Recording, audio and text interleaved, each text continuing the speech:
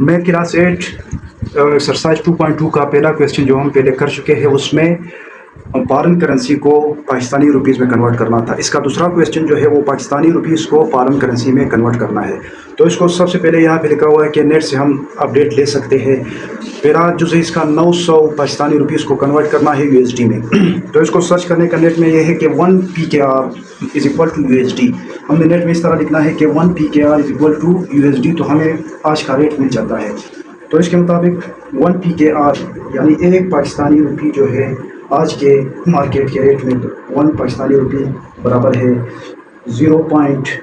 तकरीबन 0.00359 USD।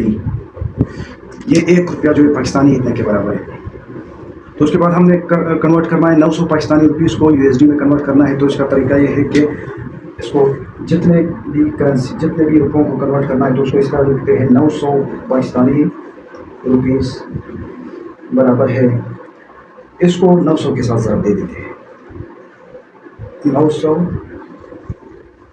ज़रबे 0.00359।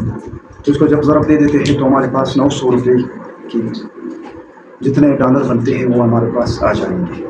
तो इसको कैलकुलेटर में आसानी से ज़रब दे सकते हैं। कैलकुलेटर जो है सादा कैलकुलेटर जो है वो एग्ज़ाम में भी अलाउड है, उसकी कोई पाबंदी नहीं है। तो 900 ज़रबे 0.00359 तो यह आ जाते हैं 3.231 USD।